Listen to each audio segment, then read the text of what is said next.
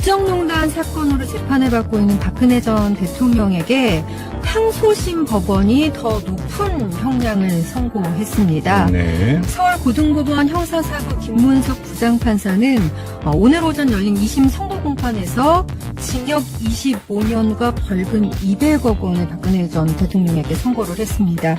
1심보다 형량은 1년 그리고 벌금은 20억 원이 늘었습니다. 네. 재판부는 정치 권력과 경제 권력의 부도덕한 거래가 민주주의의 본질을 훼손한다 하면서 중형 선고 이유를 설명했는데요. 네. 특히 오늘 좀 눈여겨볼 만한 점이 오늘 재판부가 핵심 쟁점이었던 삼성전자 이재용 부회장의 경영 승계 문제와 관련해서 박 전 대통령이 이 부회장에게 묵시적인 청탁을 받았다 이렇게 인정을 한 부분입니다. 네. 또 삼성물산과 제일모직의 합병을 국민연금이 찬성하는 과정에도 박 전 대통령의 지시나 승인이 있었다 이렇게 판단을 했습니다. 재판부가 국정농단 공범 혐의로 기소된 최순실 씨에 대해서도 선고를 했는데 1심과 마찬가지로 징역 20년을 선고를 했고요. 네. 벌금액은 20억 원 가중이 돼서 200억 원을 선고를 받았습니다. 안종범 전 경제수석에게는 징역 5년과 벌금 6천만 원을 선고를 했는데 1심에서는 징역 6년 그리고 이제 벌금 1억 원이었습니다. 형량이 이제 좀 감형이 됐고요. 네. 재판 보이콧 선언한 이후에 줄곧 법정에 출석하지 않고 있는 박 전 대통령은 오늘도 역시 모습을 드러내지 않았습니다. 자, 오늘 항소심 판결 어떻게 봐야 될지 이정열 변호사 잠깐 연결해서 분석해 보겠습니다. 여보세요. 네, 안녕하십니까. 네. 통상적으로 항소심에서 형량이 올라가는 경우는 그렇게 흔한 경우는 아니죠. 흔한 경우는 아닌데, 이제 1심에서 무죄가 선고됐던 부분이 유죄가 되니까. 예. 그러니까, 이제 그 부분은 뭐 당연히, 이제 1심 때하고 판단의 기초가 달라졌기 때문에. 네. 올라갈 수밖에 없어요. 판결의 내용이 달라지니까 형량도 함께 달라졌다. 이제 이런 말씀인데, 그렇죠. 이제 가장 눈여겨봐야 되는 대목이 어딘가요? 조금 전에 저 양 기자님께서도 말씀해 주셨는데, 네. 이 사건에서 가장 이제 또 눈여겨볼 지점이었고 관심됐었던 부분이 삼성뇌물. 그렇죠. 예, 예. 부분이 이제 가장 관심이 있었고 또 그 부분이 이번 그 형량이 올라가는데 영향을 미쳤던 것으로 보입니다. 사법적으로 묵시적 청탁이라고 하는 건 어떻게 해석을 해야 되는 겁니까? 일단 청탁이라고 하는 건 어떠한 그 뇌물죄에 있어서는 네. 이제 이 청탁이라고 하는 것이 어떤 금품이 오간돼서 대가가 되는 목적.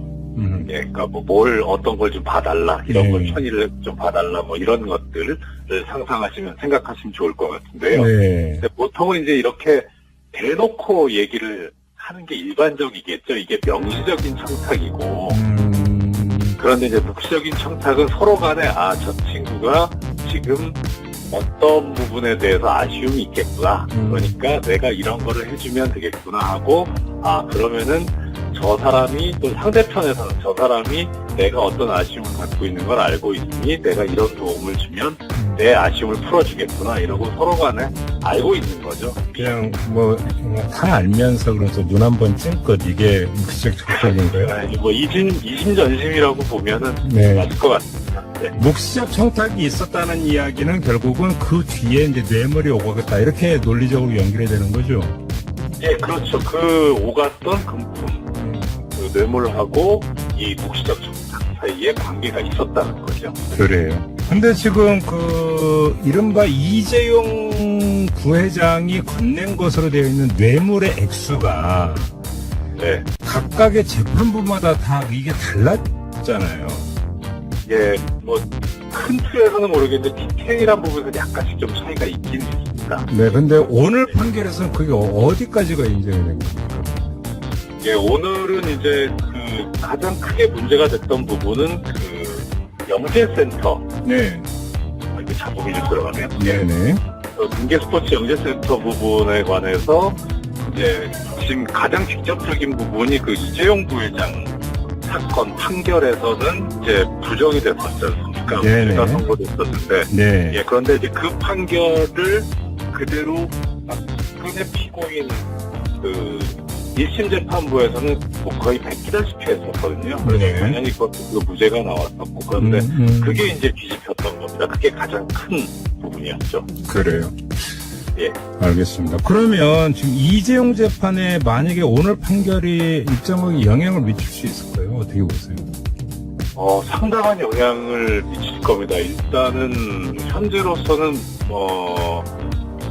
지금 그 항소심 판결이 대법원에 가 있는 게 이제 그게 그 이재용 부회장 사건이 직접적인 사건이 가 있긴 한데 네. 이게 좀 연관성이 있기 때문에 그래서 박근혜 피고인이나 최순실 피고인 판결이 이제 대법원에 도착을 함으로써 전체적인 논리 구조를 같이 동렬해 놓고 비교할 수 있게 되니까요. 어느 네네. 정도 논리적 타당성이 있느냐, 탄탄하냐를 비교해 볼 수 있는 기회가 되는 거죠. 그래요. 그래서 오히려 오늘 만약에 오늘 선고된 판결에서도 묵시적 청탁이 존재하지 않았다라고 나왔었다면 네.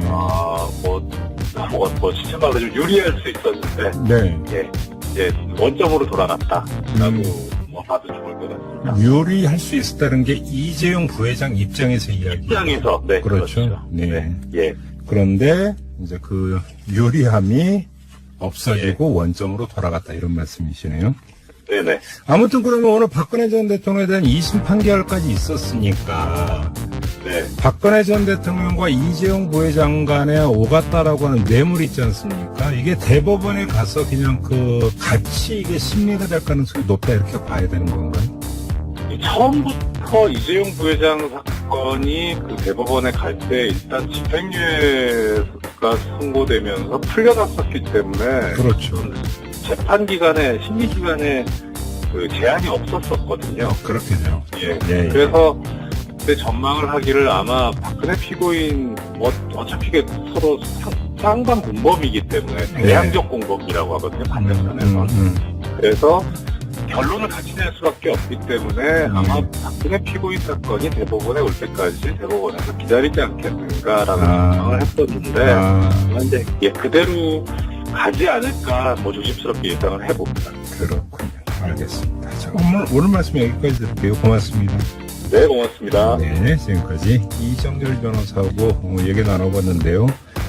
이제 본 게임은 이제부터 시작인 거죠? 네. 대법원에서 이제 어떤 판단을 내리는가 이것에서 모든 게 좀 결정이 될 것 같습니다. 이제 시작이 되는 것 같고요. 네, 그리고 이 변호사께서 이제 설명을 해주셨는데 묵시적 청탁 이렇게 말씀하셨잖아요. 네. 네. 아까 어떤 분이 좀 명쾌하게 정리를 해주셔가지고 배가 고파 네. 이렇게 하면 묵시적 청탁이고 나 밥 좀 사줘 이렇게 하면 좀 확실하게 아실 수가 있을 것 같아요. 저거 맛있게 보인다. 네. 이렇게 하면 직접적으로 뭐 사달라고 얘기하진 않았지만 저는 그럼 뭐 네. 사먹어. 그런 거요? 맛있는 게 먹고 싶네요. 사주세요. 네. 다음 소식으로 이어가 보죠. 네, 더불어민주당 당대표를 뽑는 전당대회가 하루 앞으로 다가왔습니다. 네. 내일 오후 1시 서울올림픽 체조경기장에서 열리는데요. 최고위원 5명도 함께 선출을 하고요. 네. 차기 대표의 임기가 2년으로 2020년 4월에 치러지는 21대 총선 공천권을 갖게 됩니다. 네. 당대표 후보들이 오늘 기자간담회를 열어서 막판 지지를 호소했는데요. 송영길 후보는 민주당을 원팀으로 통합하는 당대표가 되고 싶다면서 지난 20일 당원 대상 여론조사에서 1위를 탈환했다 이렇게 말을 했고요. 선거 전 내내 내가 유능한 경제당 대표이다 이렇게 강조한 김진표 후보 같은 경우는 당원대 대상 여론조사에서 선거운동 후반부 2주 동안 내가 1위를 유지했다. 이런 지지세가 나를 1강으로 만들어줄 것이다. 이런 자신감을 보였습니다. 네. 그리고 이해찬 후보는 차기 당대표의 가장 큰 역할이 당을 공정하고 현대적으로 운영하는 것이라면서 2020년 총선 공천룰을 내년 상반기까지 제시해주는 것이 바람직하다. 이런 입장을 나타냈습니다. 뚜껑이 열리기 일보 직전입니다. 네. 하루만 기다리면 되는 거죠? 그렇습니다. 기다려보죠. 자, 다음은요.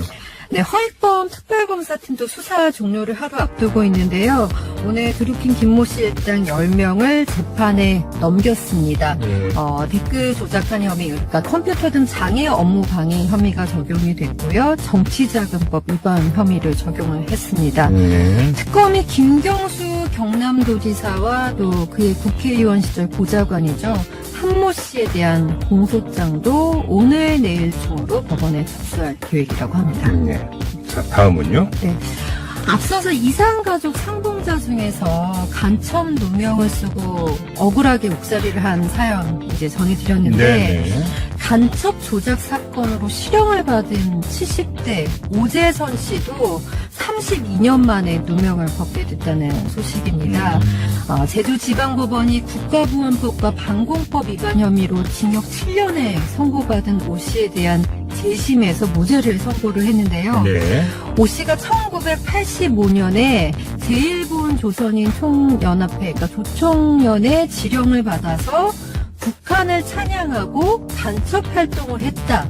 이런 혐의로 경찰의 고문을 받고 허위 자백을 강요를 당해서 네. 결국 고문을 이기지 못하고 허위 자백을 했습니다. 그리고 1986년 징역 7년을 선고받았는데요. 전두환 정권 때네요. 네, 예. 당시 그 재판장이 지금 한창 재판거래 의혹을 받고 있죠. 양승태 전 대법원장이었습니다. 그래요? 네.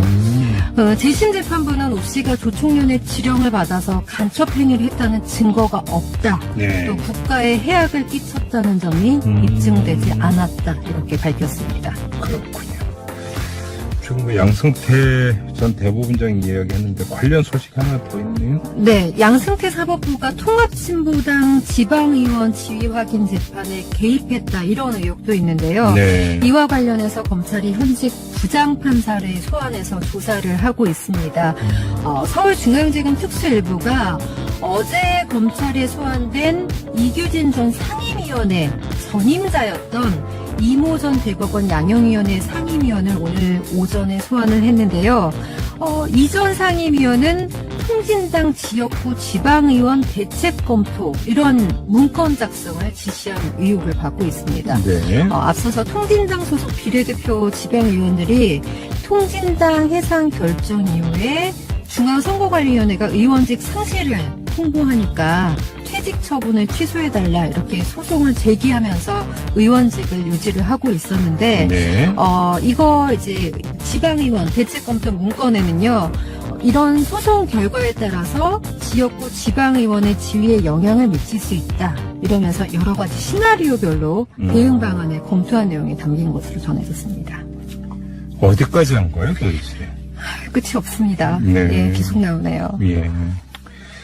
다음으로 가죠. 네, 이번에는 박정희 정권 시절 유신 헌법에 반대하는 시위에 가담했다가 긴급조치 9호를 위반한 혐의로 징역형을 살았던 김부겸 행정안전부 장관 소식인데요. 네. 김 장관이 41년 만에 재심에서 무죄를 선고받았습니다. 긴급조치 9호는 유신 헌법에 반대하는 주장 등을 할 때 영장 없이 바로 체포할 수 있게 한 그런 조치인데요. 네. 2013년 헌법재판소와 대법원이 헌법에 보장된 국민의 기본권을 지나치게 제한한다 이러면서 위헌이라고 판결을 했습니다. 서울고법 형사 11부는 당시 판결받은 죄목인 대통령 긴급조치 위반은 헌법에 위반돼서 무효이기 때문에 김 장관이 무죄라고 밝혔고요. 네. 긴급조치 9호 위반으로 유죄를 선고받고도 아직 재심을 청구하지 않은 145명이 있는데요. 이에 대해서는 직접 재심을 청구하기로 했습니다. 기무사 관련 소식이 있네요. 네, 남영신 국군 기무사령관이 국회 국방위원회 전체회의에서 한 발언이 오늘 논란을 일으켰는데요. 네. 남사령관이 자유한국당 황영차 의원이 이렇게 물었습니다. 기무사에서 원대 복귀하는 간부와 현역병이 모두 불법행위 가담자라는 누명을 쓸 판이다 이렇게 지적을 하니까 네. 자신도 그런 우려가 있어서 각군 지휘관들에게 원대 복귀자를 배려하라는 그런 취지의 지휘서신을 발송했다 이렇게 네. 답을 했거든요. 네, 이 발언에 대해서 정의당 김종대 의원이 아주 발끈하고 나섰습니다. 네. 지휘서신이라는 말을 듣고 가슴이 철렁했다 이러면서 김호 사령관이 뭔데 각군 지휘관들에게 지휘서신을 보내냐 이렇게 지적을 했는데요. 네. 아무리 말실수라고 해도 가볍게 들리지 않는다.